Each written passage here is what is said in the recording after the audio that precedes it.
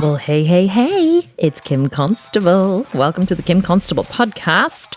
Nobody cares, work harder. It is Sunday evening. I am getting ahead with the podcast this week because, as I keep saying, I'm finding it very hard to find the time to record the damn thing. So I have decided to get ahead of myself and just sit down and record this podcast and have a wee chat to you all before I go and get settled for the evening, because I've just had such a lovely weekend. I've been out riding the horses with my daughter, and I have been just spending time with family, and my whole team has been struck down with illnesses, abscesses, teeth abscesses, COVID, flus, colds. Literally every single member of my team, practically, well, I'd say about 80% of my team have been struck down with some kind of illness. So we've been kind of having like a little bit of a quiet week because of that. And I've been working from home a lot and just having a really nice time. So what are we going to talk about today on the podcast? Well, I decided that I'm going to do a Q&A. And why I'm going to do a Q&A? Because I get asked loads of questions on Instagram. People always want to know stuff. And if I'm honest, I kind of ran out of content. It was like, okay, I really don't know what to talk about this week. So a Q&A it is. And so what I did about 30 minutes ago, I put a post on Instagram and I said, I'm going to record a podcast and it's going to be a Q&A. What do you want to know? The top questions will get answered. I'm going to try and get through as many as I possibly can. So hopefully you might find this quite interesting. And before we get to that though, I need to announce that the winner of, what month are we in now? August. The winner of July's podcast giveaway was the lovely Barbara Matsukova. She won the podcast giveaway with an amazing review, and it was actually sent in by her husband, it was absolutely hilarious. And he was saying about how, all he ever hears is Kim Constable. He feels like he's married to me, except he doesn't mind because his wife is like 30 pounds lighter. So it really was funny. And that was chosen as the winner this month. And Barbara chose a copy of the 18-month Sculpt and Shred program as her prize. So congratulations to you, Barbara. Your review was hilarious. Thank you to your husband for writing it. And congratulations for winning a program. Okay, so don't forget, by the way, before we get into the content, if you want to win a Sculpted Vegan program, simply leave a review wherever you listen to this podcast. You can't leave them on Spotify for whatever reason. It has to be some other platform.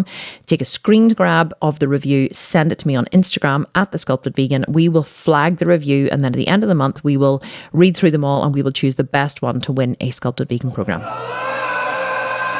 Okay, so I have my phone in my hand and I'm going to pull up the questions that people have asked, and there are lots and lots and lots of them, which is great. So let me just grab a couple. Let me just read through them and see which one is going to be the best one.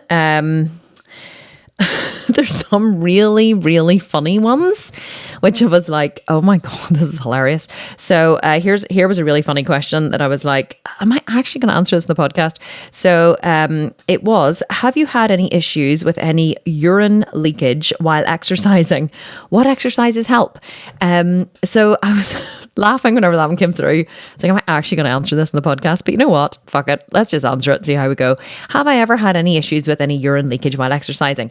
No, the only time I've ever leaked urine is on the trampoline. And I didn't actually leak any. I just thought that I was going to pee myself. You know that feeling that whenever you're jumping up and down and you actually think you're going to wet yourself?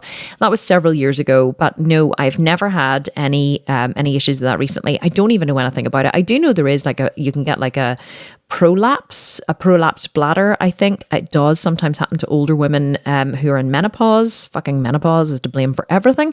So, but I personally have never had any experience of it, I have to be honest. So I'm really sorry that isn't something that I can advise with. But probably the reason why I haven't had any issues with anything like that is because I do so much pelvic floor activation whenever I am lifting. So if you go and listen to one of the podcast episodes, I can't remember which one it is, but it's about something about alleviating back pain. I don't know what it's called, but anyway, we will link to it in the show notes. So it's about, how to, this tip or whatever for alleviating back pain while squatting. And in that podcast, I teach a technique called the vagina smoothie sucking technique, which I have coined. It isn't actually mine. I got it from a yogi friend of mine years ago. And it's basically to imagine that you are sucking a smoothie through a straw. using your vagina. And that activates your transverse abdominis, also known as your TVA, which is what you should turn on every single time you are lifting, especially when you're deadlifting, squatting, or doing any kind of leg exercises. But it is a really, really good tip for turning on the TVA. And I think that because I do so much turning on of my TVA, my vaginal muscles are really, really, really strong. Sorry if you're a guy listening to this, talking about my vaginal muscles and all that, but this stuff needs to be talked about. Excuse me, need to clear my throat. So, so I think that the stronger you keep your muscles, the stronger you keep yourself down there, the better it will be. And actually, I have to tell you a funny story. My sister came back from a conference. My sister has, created and developed a product called the Babo Kush, which is it's a revolutionary baby chair where the baby lies on its tummy, and on this like vibrating cushion, and it soothes colic and wind and reflux and stuff. And it's this absolutely amazing product. But anyway, she went away to a conference in Germany, and she came back with this product that had just been developed, and it was like a shape of an egg, and you're supposed to, I think it was the shape of an egg, you're supposed to like insert it into your vagina, and then you download this app from the app store, and you're supposed to like do like squeezes and pulses and different things in time to the app. So the app like flashes, and you're supposed to like squeeze, hold, this kind of stuff. And I think they have like beginner, intermediate, and advanced workouts. We were in absolute stitches reading about it. It was so funny. So if you're really interested in doing some kind of exercises for your vagina, then, that's like Vagina Gym. Yep, Vagina Gym. You can go to Vagina Gym and you can strengthen those muscles, and then you probably won't pee while you're lifting. But it isn't something I've ever experienced. I apologize, but definitely do work on strengthening those muscles if this is something that you suffer from. Okay, so Nicola McLean is asking the next question.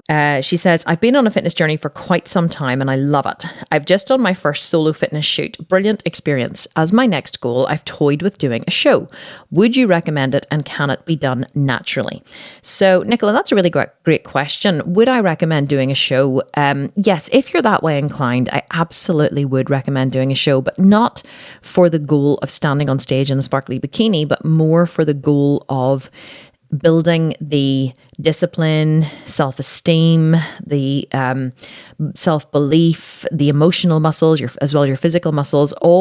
There's so much more goes into doing a show than just building muscle and shredding body fat.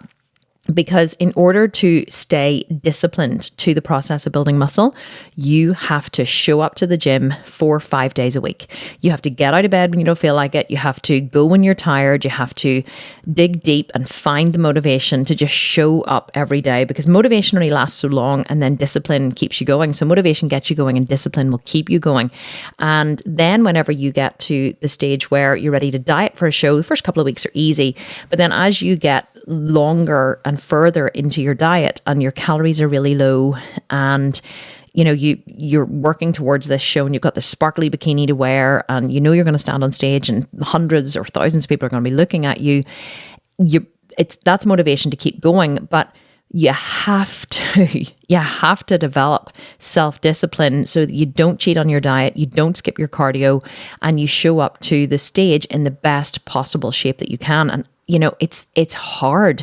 Building muscle is easy because you're eating loads of food and you're, showing up. All you have to do is push really hard in the gym. And yes, it's tiring and it's time consuming and you have to show up every day.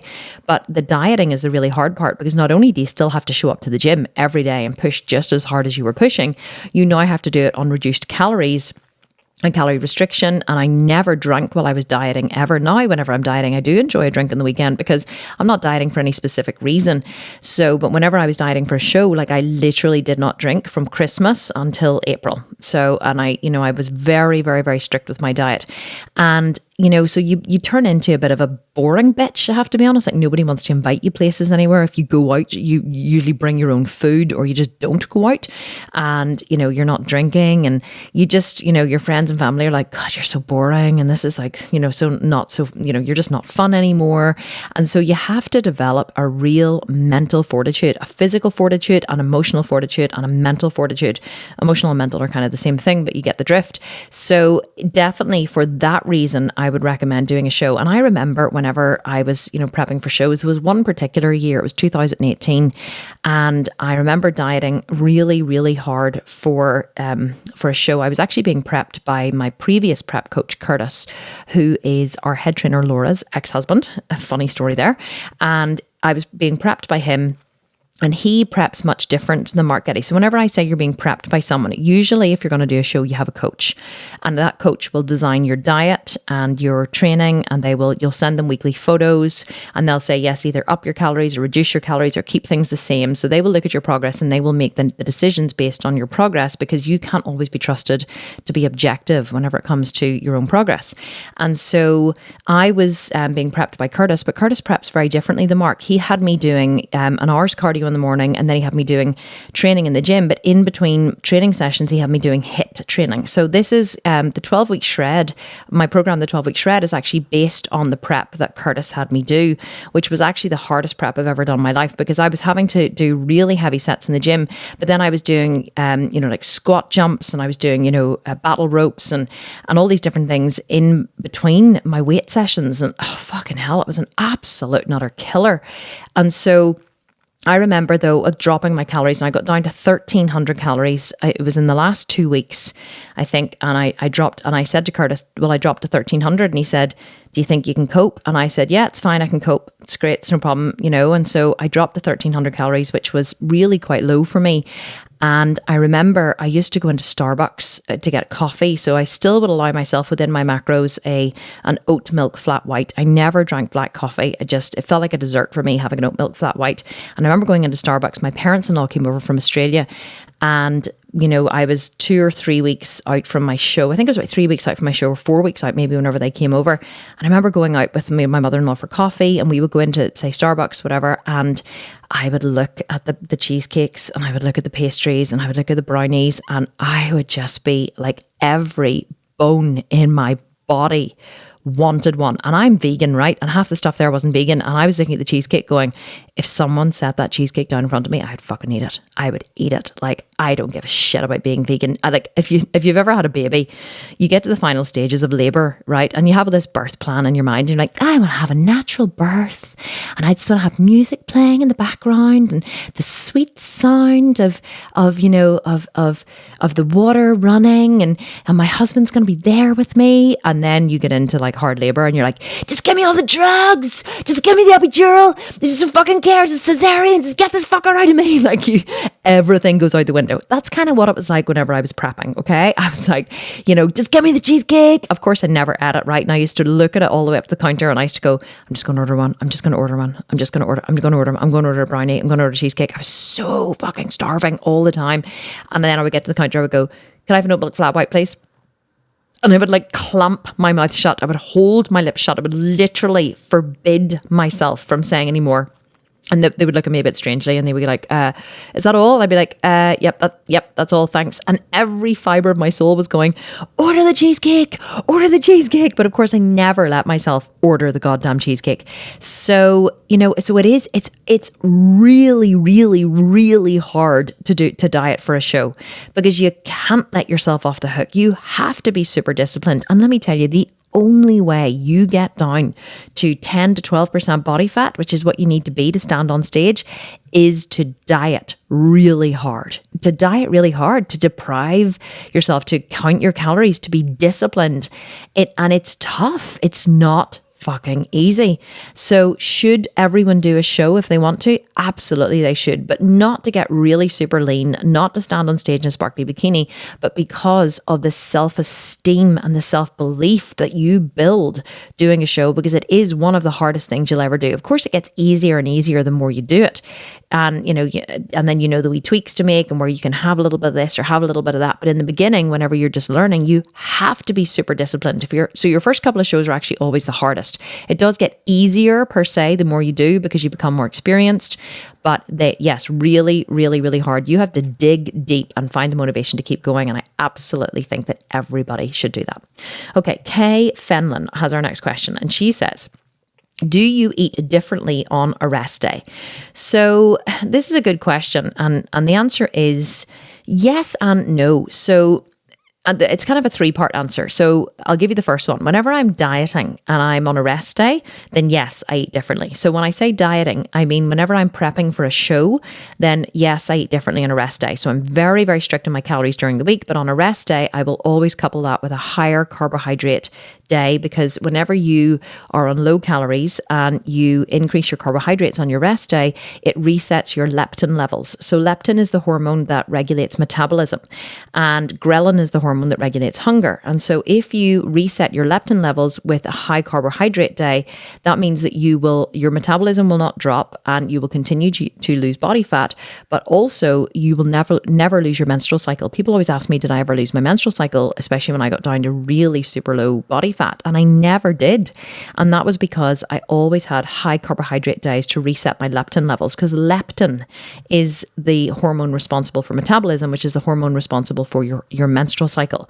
So the only reason why girls or athletes would lose their menstrual cycle is if they're not balancing their diet with high carbohydrates. And many people don't know that. And so they just think it's like a freak of nature, but it's not. It's perfectly controllable. You never have to lose your menstrual cycle. So yes, I eat differently on rest days whenever I'm dieting. That's when I will have high carbohydrates. What does that mean? Well, I'll have, oats for breakfast. I'll maybe have a bagel mid-morning. I'll definitely usually have some kind of vegan burger with a white burger bun, and maybe some sweet potato baked sweet potato fries on the side. So something quite high carb, just to reset the leptin levels.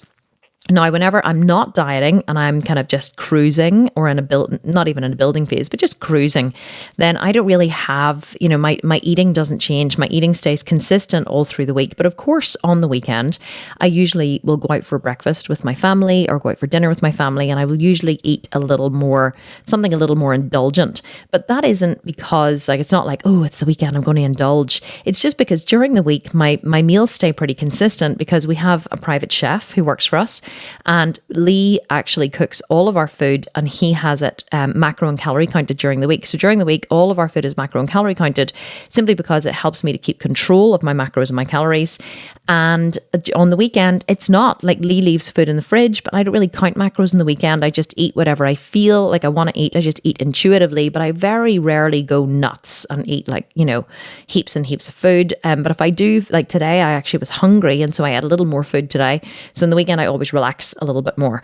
And then a rest day. So that's what I was going to say. So normally whenever I'm just cruising, my food stays the same. But at the minute, my life has settled into a pattern of, like I said, Lee, our chef, he counts our macros during the week, and macros and calories. And I actually have my macros set really low at the minute during the week. And the reason for this is because, now when I say low, Lee counts my macros in at 1,400 calories. So during the week, Monday to Friday, I'm only eating 1,400 calories, 1,400 counted calories. And that includes the oat milk that I put in my coffees. And now you may go, oh my God, that's really, really low. Well, yes, it is, except that I do make up for it in the weekend. So eating 1,400 calories 5 days a week, and I can have more food if I want, by the way. Like that's very low for me. So if I feel like I want to have some toast in the evening, or a toasted bagel, or some extra protein, then I just go ahead and do that. So keeping my food consistently low, this is how I eat intuitively now. Keeping my calories consistently low during the week, one, stops Lee throwing like all kinds of fats into my food, because chefs love to cook with like vegan butters and vegan creams and avocados and all this kind of stuff. They love to throw the flavor in there, but unfortunately flavor is super calorific. So that sounded like I was going to say supercalifragilisticexpialidocious.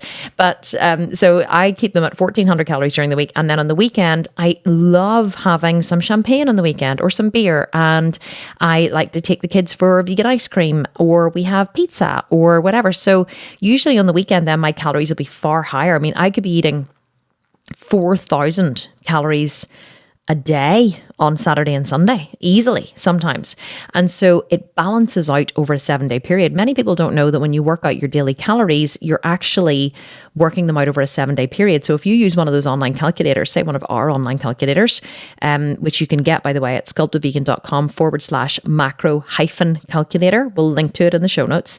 So if you go to our macro calculator and you put in how, it'll ask you for your height, your weight, your body fat, your age, and then it'll say, how many days a week do you exercise? exercise for how many minutes, and it will also ask you what your job's like and that kind of stuff. And then it will give you your daily calorie count. Well, how it works out your daily calorie count is by working out your calorie count over 7 days and then dividing it by 7. So if you're burning 14,000 calories a week, it will give you 2,000 calories a day. Now, here's the genius in that, right?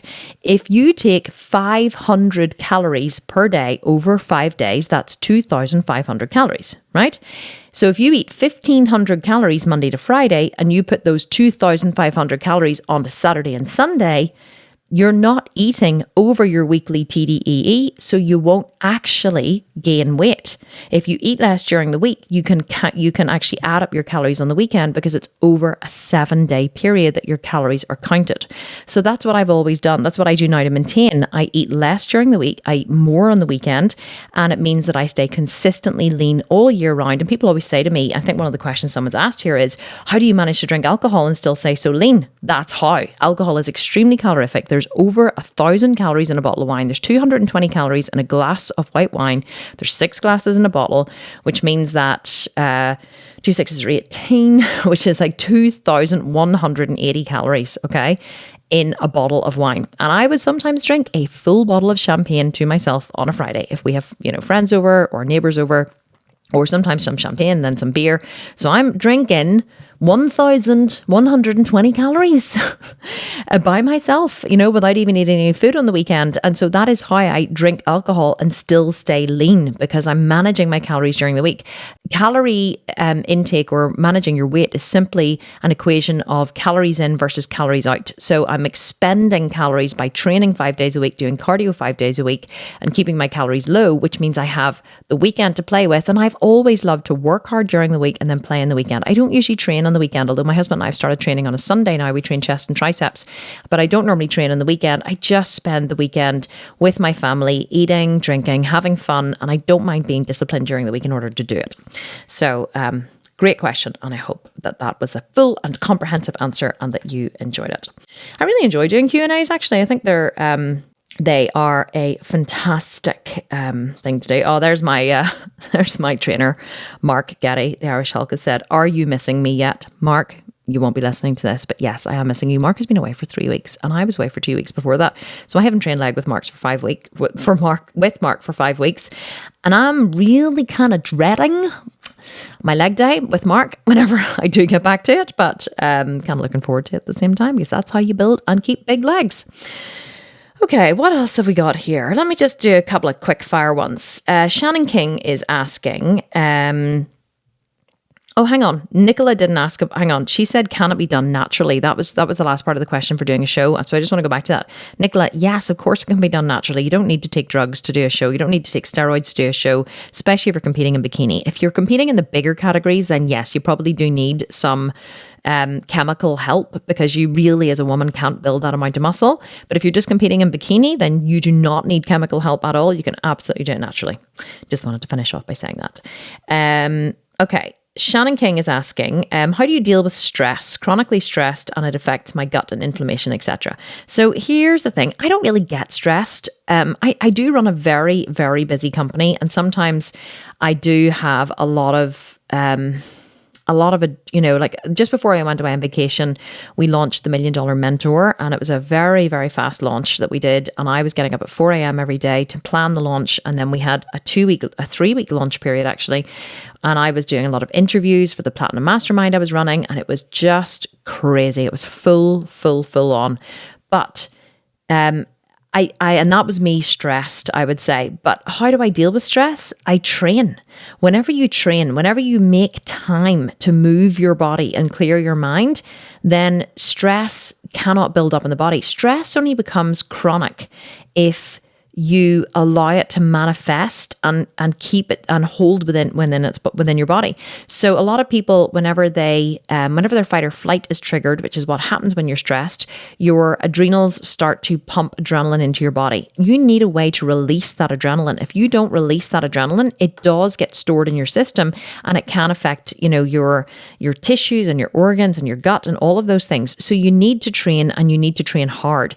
Years ago, whenever I was actually in a a relationship with a guy, and I was happy, but I kind of wasn't happy towards the end, and we used to fight a lot.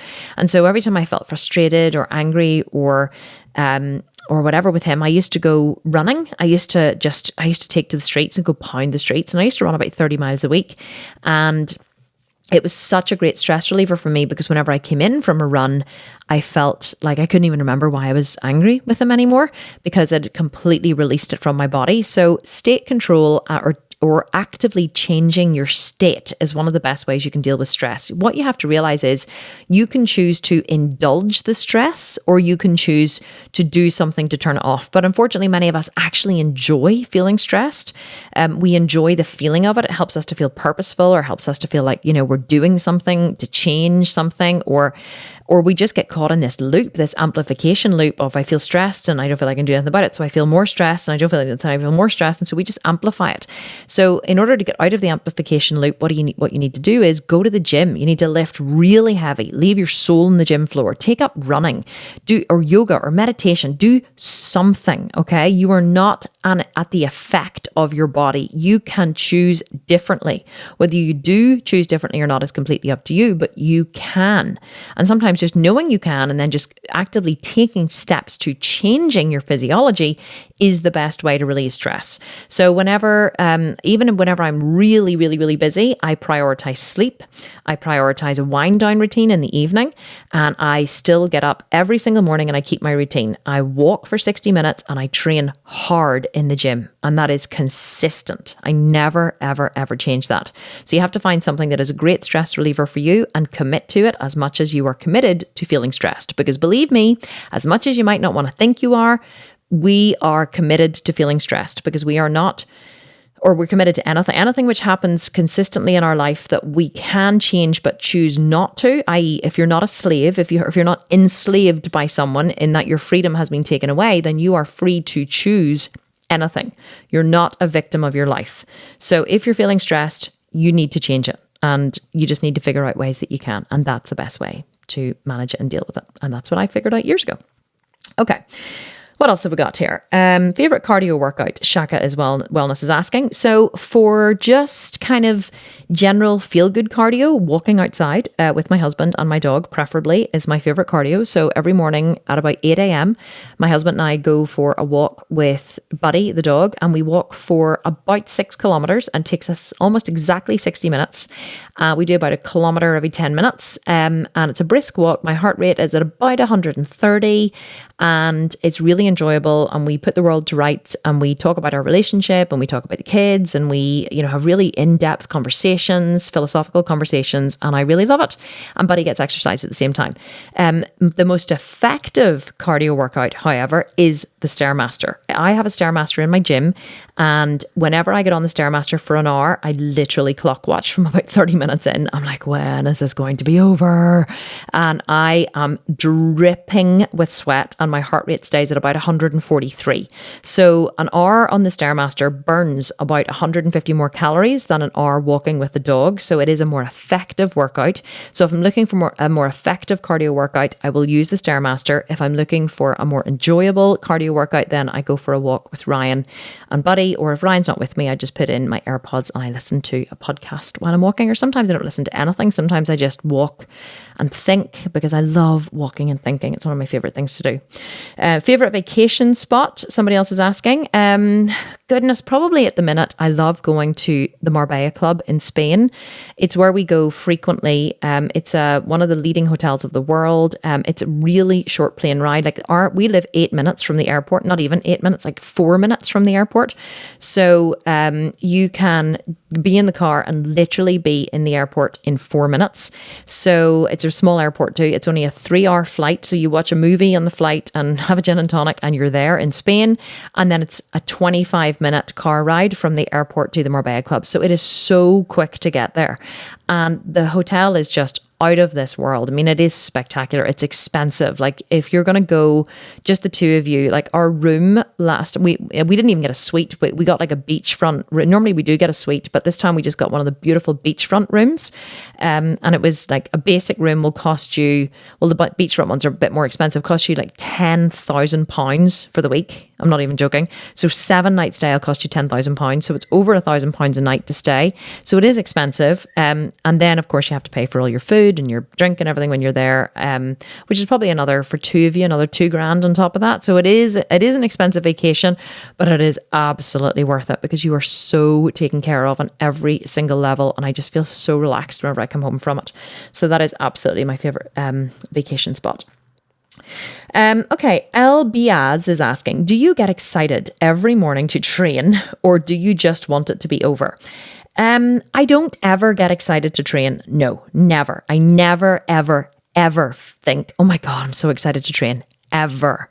This morning, I said to Ryan, God, I'm such a whingy bitch this morning. I woke up this morning and I just was feeling not on my A game. And I didn't even drink yesterday. Well, I did. I had like a tequila. I had like a margarita at dinner. And then I had 1 bottle of beer when I got back. So I can't even say that like I was hungover. And I think because I wasn't, I didn't really get hungover. I just get like a wee kind of a heavy head. But yeah, so I just woke up and I really wasn't feeling that great. And Ryan said, right, come on, we need to go walking and then train because I have to go and collect Kai. And I said, well, if you have to collect Kai, we don't have time to walk. We just have to eat breakfast and train because, you're not going to have enough time to do both. So he said, all right, okay, no problem. And so I went down to the kitchen and I was like, oh my God, I just don't feel like this. And I wasn't even hungry because I hadn't walked. So my routine was all out and I was like, oh, what am I going to eat then? I made a protein shake and I put too much ice in it because I forgot I was only making it for me and not making it for everyone. And then it was like, I don't even want to drink that. And then I was like, oh God, what am I going to have? I don't have enough time to scramble tofu. But then I found some scrambled tofu in the fridge and I had that on toast. And I was just like, oh, but I knew that we were going to the gym and Ryan was all on his A game this morning. He was like, yeah. And he was all happy and like slapping me. And I think he was horny, to be honest. And so he's all like poking me and prodding me. And I was like, fuck off, like leave me alone. I was like one of those mornings trying not to be like a real grumpy bitch, but I really was feeling like a grumpy bitch. So we went into the gym, but I knew that once I started training, I would be fine. And of course, I just lay down on the machine and I just started to move the bar and we were training chest and triceps. And I ended up having an absolutely great workout today, like really, really good. And it was fine. I felt so much better afterwards. And then I took my daughter to ride the horses and stuff. And so the point is, no, I never feel like training ever. Like, especially when it's legs, I'm like, oh my God, I feel really vomity whenever it's at legs. Cause I know I have like the fear because I know that I'm going to be like literally leave my soul on the gym floor and be training so fucking hard. So, but you just do it. Like we have our morning routine. And I think the thing about lifting is you have to get into a routine. If you're not in a routine, it's really hard. If you leave it to chance and you're like, oh yeah, I'll train later on. And anytime I don't, if Ryan's not training with me and I think, oh yeah, I'll train later, it never happens. Training later never happens. So you have to train in the morning. So, our routine is we walk at 8 a.m. We're back here by 9. Lee, our chef, usually has our breakfast ready. So we eat breakfast and then then Ryan comes down and he makes coffee and I make up a big bottle of BCAA water that we share. And we have an espresso. We have like a macchiato espresso topped with hot oat milk. We drink that. We pick up our bottle of water and we're in the gym by 9:30. And so we train 9:30 to 10:30. And because we have each of us, and he's going, come on, hurry up, Busby. Busby's my maiden name. That's what he calls me. Come on, Busby, come on.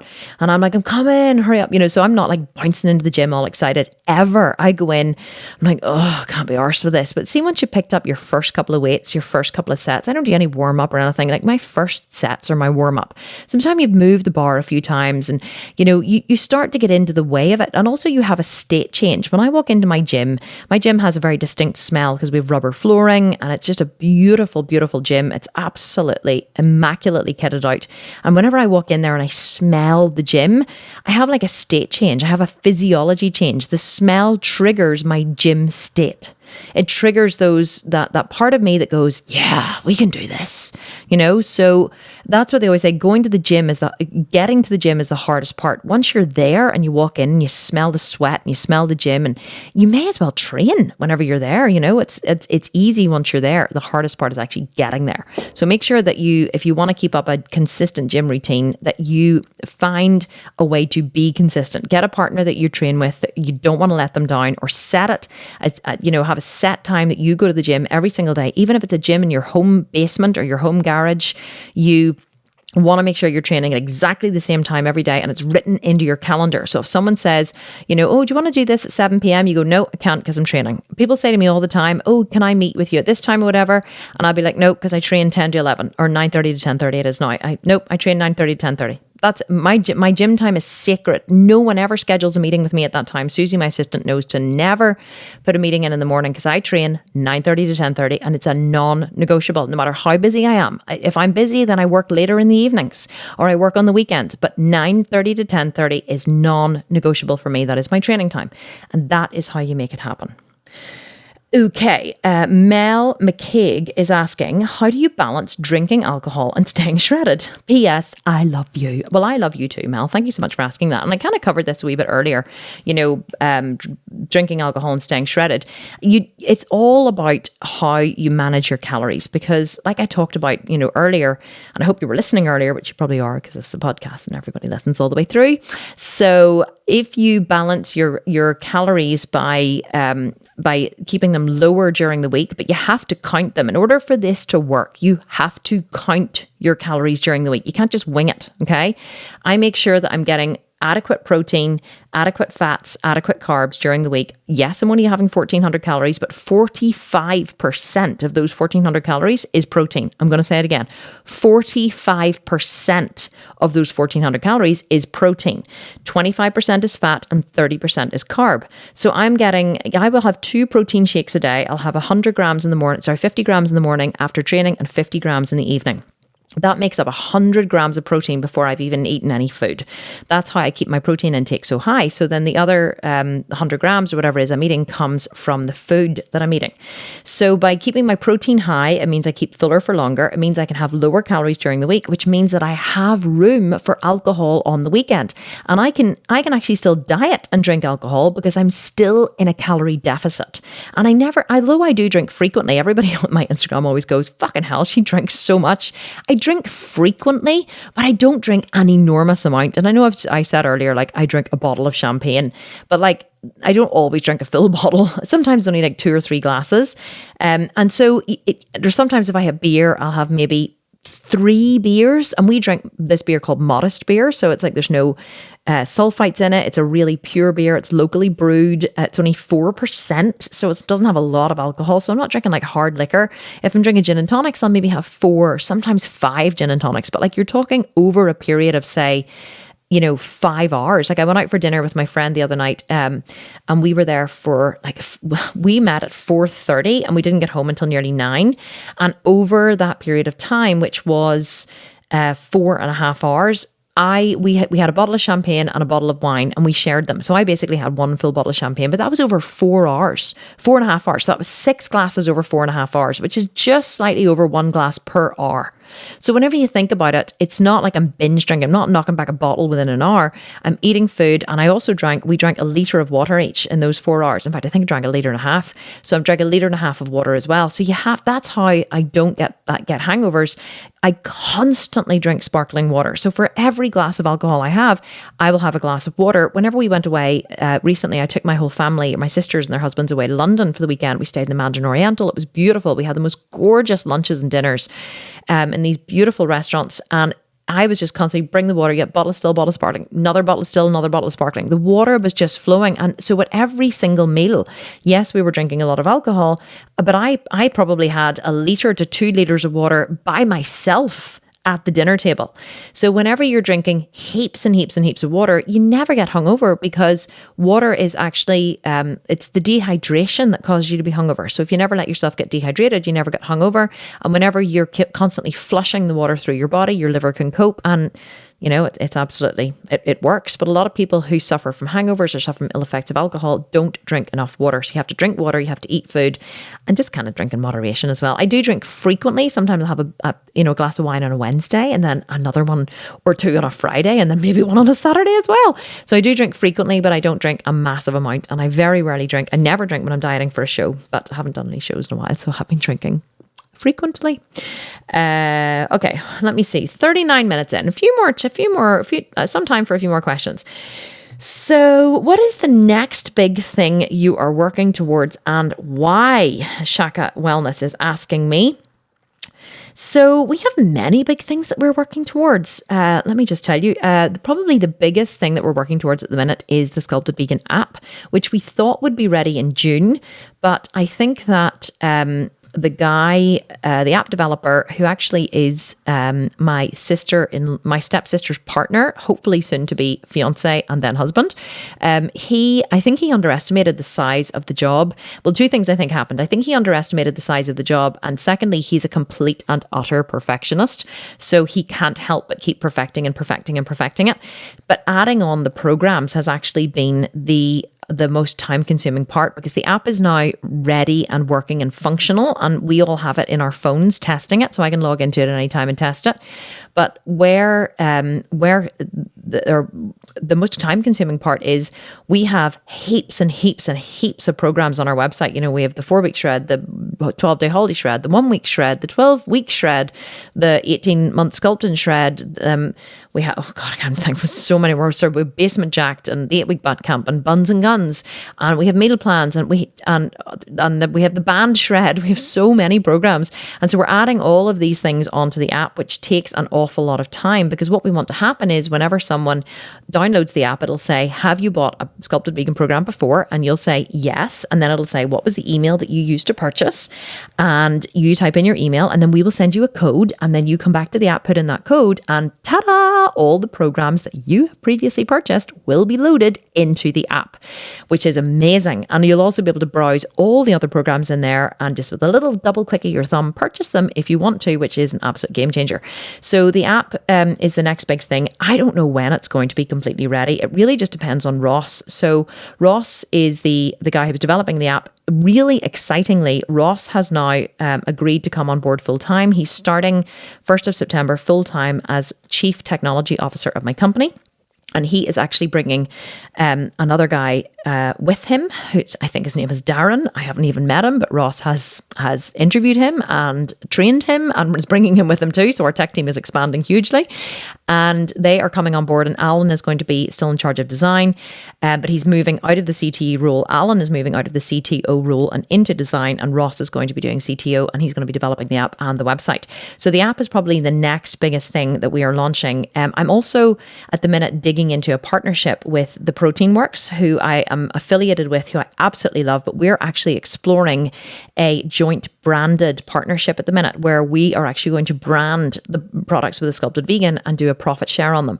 So I was going to develop my own range of protein and supplements, but what I've realized is I just love the Protein Works and I just don't want to change. And so I approached the CEO and the founder, and I said to him, would you be interested in exploring this? So I think he absolutely was on board with that. So what I would love is for the Protein Works to be available inside the app as well. So whenever people buy a program, we can say, would you like to purchase the supplements that come with this program? You can purchase 1 week or 2 weeks or all 4 weeks, and with discounts, obviously.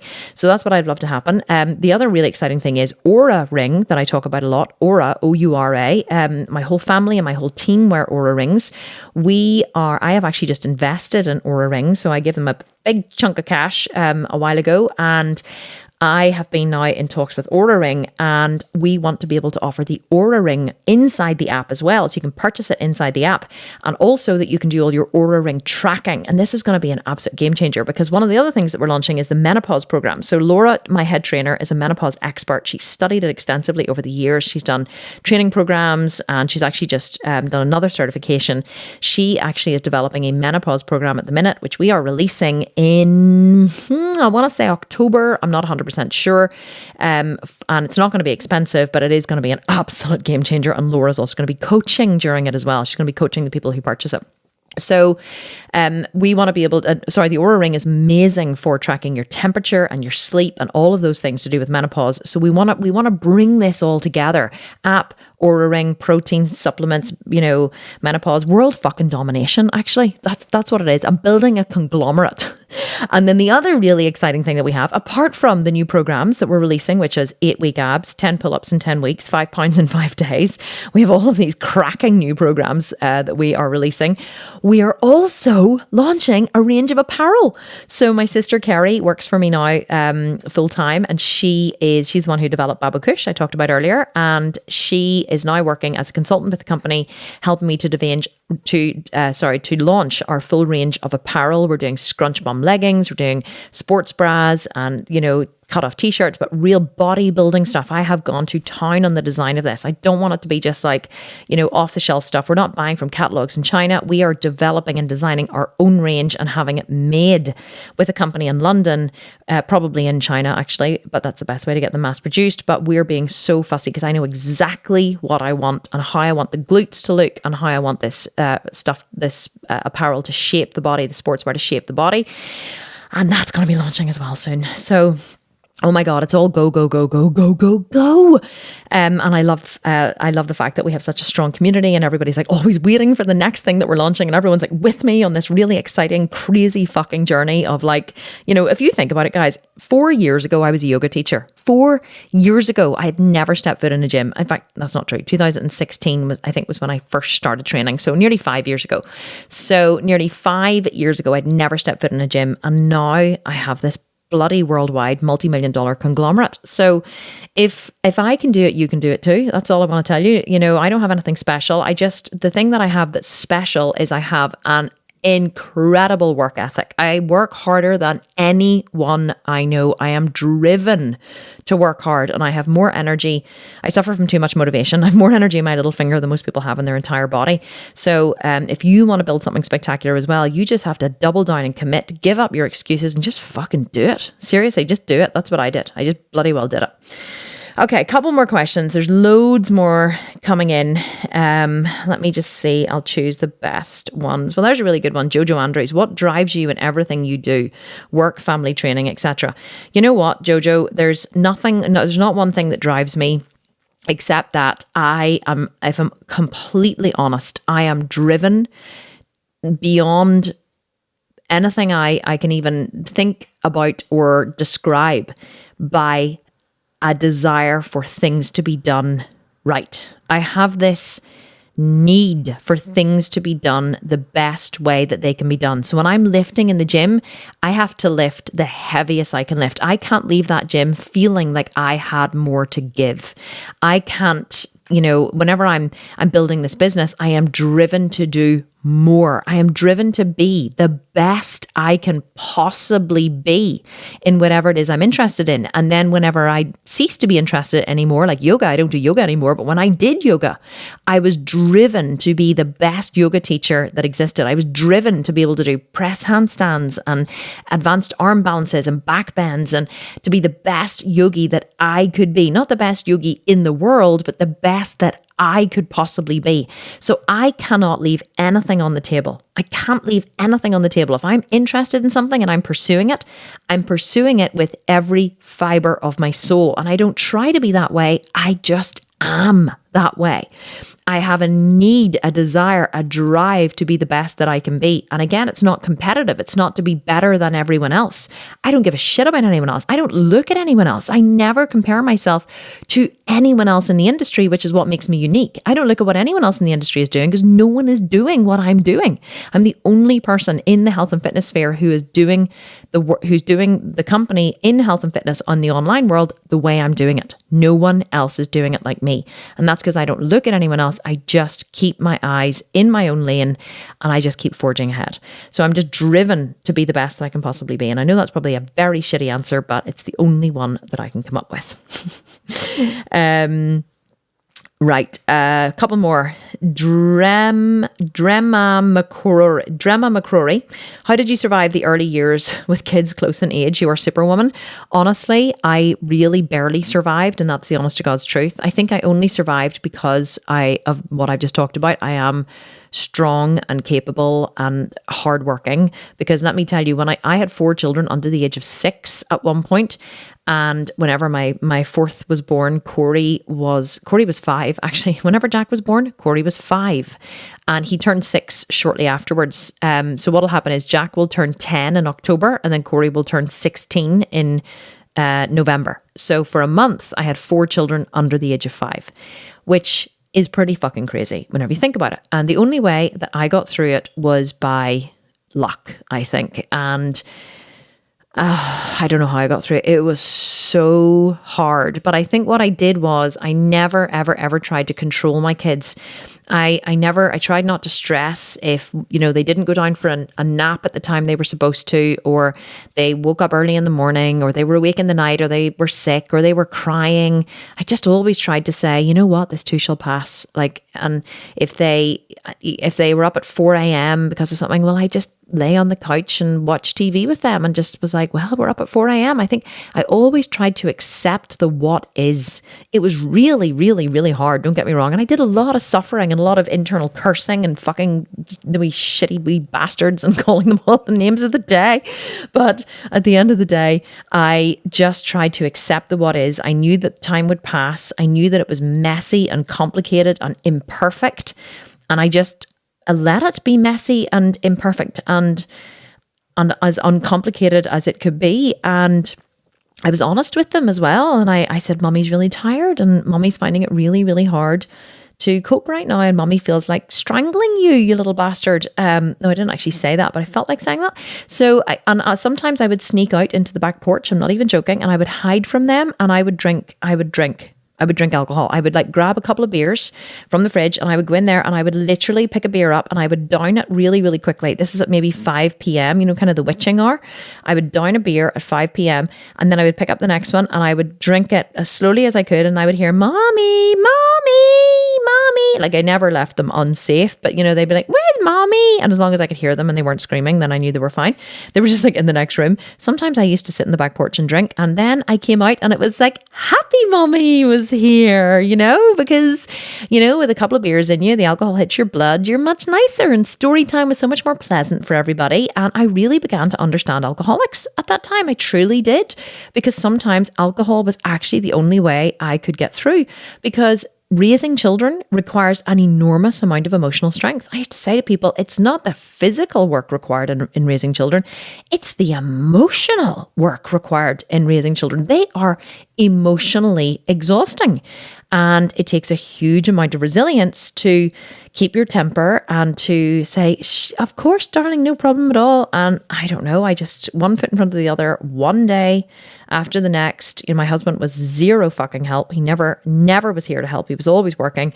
And so I just did the best that I could. And I absolutely was not perfect. But you know what? I never tried to be. I accepted the fact that I was imperfect and I did the best that I could possibly do. And I just accepted whatever. Oh, I'm hitting the table with my phone. I just accepted whatever came up every day. Okay. I've only got time for really one more question. So, okay, this is a really good question to finish with. Amanda Ogden is asking, do you get a sense of achievement with all the people you help? Now, this is an interesting one. It's funny, like anything in the world, the more you have of something, the less you value it. So I'm not saying that I don't value how much I help people and how many lives I'm able to touch and how many women and men and people I'm able to affect. But certainly you do become, I was going to say you become numb to it. You don't become numb to it, but it becomes normal. So it ceases to be as exciting as it was in the beginning. And, I have people every day in my Facebook group, literally thanking me for changing their life, thanking me for saving their relationship, pouring their hearts out in these messages and stories of how the programs and whatever have changed their life. And thank you, Kim Constable. But here's a funny thing that happens, right? In the beginning, I actually would have accepted that praise and I would have been like, oh my God, this woman said that, I did this and this, oh, they're loving it. And they're, you would have been so happy that people who purchased your programs were loving it and getting value from it. And that would have been, would have made it all worthwhile. But then what you realize when you're 4 years down the line and, we've sold over 100,000 programs in 4 years, and never mind all the free ones that we've, the people have downloaded as well. What you realize after 100,000 programs sold is that it's not me. It's not me that does. It's not me that actually is the one that they should be thanking, it's them. I don't do the work, they do the work. So whenever people say, and how can I reframe that better? Whenever people say, thank you, Kim Constable, thank you, I smile and I say, oh, that's really nice. But inside I go, that wasn't me. That was them. They did that. I just provided the program. All I did was write a program. All I did was write buns and guns and I don't want to belittle it and be like, oh, I'm just so humble. I really didn't do anything at all. It was nothing. Like, it wasn't nothing, because I have built this big company and, I did employ a private chef who was able to write the recipes, which made them extra specially good. So I can't say it was nothing, because it was something. But all I can do is, there are many people over the world who are writing amazing programs, who are training people in the gym, who are doing amazing things, but no one knows about them. And so what I do isn't any more amazing than anyone else. Certainly not more. There's far better trainers, I'm sure, out there than me. But what I am better at than most people is sales. I'm a salesperson. I understand people. I understand sales. I understand how to sell. So it's not that I am the world's best trainer. It's not that I am amazing at writing programs or anything like that, or inspiring, or all of these things that people say that I am. It's that I'm actually an amazing salesperson. I managed to get my program in front of them and persuade them to part with $97 to purchase it. And so then, but millions of people buy my programs and never, ever, ever complete them. They never even open them. They never even download them. So that person, they were looking for something, and I happened, through a bit of smart marketing, to get my offering in front of them and make it look attractive. So they took the plunge and they followed up, because here is the hard reality. It doesn't matter what program you follow. What will get you results is consistency, not perfection. You can follow my program. You can follow Jay Cutler's program, Natalia Mello's program, Angelica Teixeira's program, Laura Hutchinson's program. You can follow anyone's program and get results if you just remain consistent for long enough. So it's really not me or my program or what I did. It's that the person showed up, applied themselves consistently, and got results. And the reason why I make my programs really, really, really hard is because I know when you do hard shit, and this brings us back to the first question about the bikini show, whenever you do hard shit, you come out of the end of it feeling like fucking superwoman. You feel that you are an entirely different person because of this hard thing that you did. Adversity is how we live. It's how we feel alive as human beings. We're adversity seekers. So if you overcome adversity, you feel like you can do anything. So I make my programs really hard so that people, when they do complete them, they feel like they've overcome something really, really, really hard, and that makes them feel good about them. But they think it's me. They think it's me providing the program that has caused it, but they don't realize it wasn't me, it was just them. I'm not any better trainer than anyone else. I'm just a better salesperson. So whenever then people say to me, do you really feel like you've touched loads of lives? And God, you must like just look at your life now and look at everything you've built, and feel like they imagine that, and I used to feel this too. I used to think that I used to look at people who built these massive companies and think, God, they must just like feel amazing. They must just look at this huge company they built and all of this work and just feel like the most incredible person in the world. And then you realize they don't, because I don't. I was walking down the garden earlier on in my socks with my feet shoved into my child's flip-flops, sliders, looking kind of with my hair in a floppy bun because it wasn't tight enough hanging off my head, carrying a watering can to water my tomatoes, And I was doing that 5 years ago. I was like, nothing has really changed. Yes, I have more money. Yes, I have more opportunity. Yes, I have the chance to, obviously meet incredible people. But really, I don't feel any different.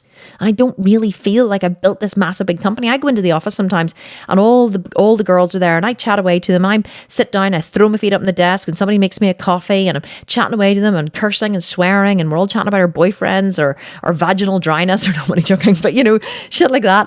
And then I leave and I'm like, right, see you later. They're all like, bye, see you later. And the other day I walked down the stairs and I had this moment of, shit, they all work for me. I'm the boss. Like I feel when I go into the office and I'm just there. I'm just one of the girls. I don't really feel like I'm the boss. I just feel like this is an office that I work in and we all work in there together. I actually feel like someone else is the boss. It's so strange. So it never feels like you think it's going to feel. It doesn't feel that way. You don't feel like you've made it. You know, I don't think I'll ever feel like I've made it. There are moments when I appreciate it, moments when I drop 60 grand on a holiday and I go, fuck, like, let me tell you, I fucking made it. Like, you know, but even then, but still, like, it's only when things like that happen that you really think, okay, this, you know, the hard work is worth it. But otherwise, you really don't feel any different. You really, really, really don't feel any different. I'm sorry if that's a disappointing answer, but it's true. You just got to keep your head down, keep working, and keep doing the best you can do, and hope that you can, you know, that you'll be a good enough salesperson to, you know, to touch other people or to put your offering in front of other people and inspire them with, you know, with what you've got, inspire them to be better in their lives. And if I can do that, then I'm happy. I'm absolutely happy. And it's not even, I don't even want to touch people so that I can feel good about me. I want to touch people so they can feel good about them. You know, my Simon Sinek, start with why. My why is I want every woman to wake up in the morning and look in the mirror and feel proud of what she sees and who she has become.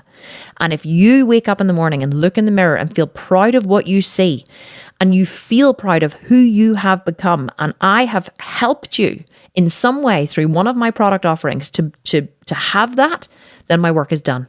My work is done. That's all I want. I want that for you because I know how that feels, because I have that. And I know how I felt before I had it, and I know how I feel now that I have it. The self-esteem is palpable and it's life-changing, and I want you to have that too. So that's my why, and that's why I do what I do, and that is how I feel whenever I touch people's lives. Yeah, what a great episode. That was amazing. I've just gone over the hour. I try to keep these now to 60 minutes because I get people complaining that I do 60 minutes cardio, and whenever you go over the hour, it means that I have to like listen to the end of it another time. So try and keep it within 60 minutes. So I'm trying to keep it within 60 minutes. I think I've gone just over the 60 minutes. So I apologize if I have, but hopefully the extra minute or two was worth it. And hopefully you enjoyed this Q&A. This is actually one of my favorite episodes to record. And what I want you to do is I want you to tell me if you enjoyed this. Please go to wherever you're listening to this podcast and write a review and tell me, did you enjoy this? Because if you enjoyed it, I'm going to do more of these because this was so fucking super easy and I loved it. And what I want you to do actually is I want you to send in your questions. We're going to actually, we sent out an email recently asking people to reply with questions they would like answered on the podcast. And you guys were amazing at answering the questions. I'm going to ask Jamie Lee to send out another email, and I want you to respond to that email and tell me what you want to hear on the podcast, and I'm going to answer your questions on the podcast, and this is going to become like Kim's Q&A time. Nobody cares, work harder Q&A time. You know, a slap with a little bit of love as well. And don't forget to leave a review wherever you're listening to this. Send me a screenshot on Instagram at thesculptedvegan. You could be in with a chance of winning a Sculpted Vegan program. I'm going to announce August's winner in September, and all that is left for me to say is have a wonderful rest of your week wherever you are. I love you so much. Thank you so much for listening. This was an honor and a pleasure as always. And I'll talk to you next week for another episode of the podcast. Bye for now.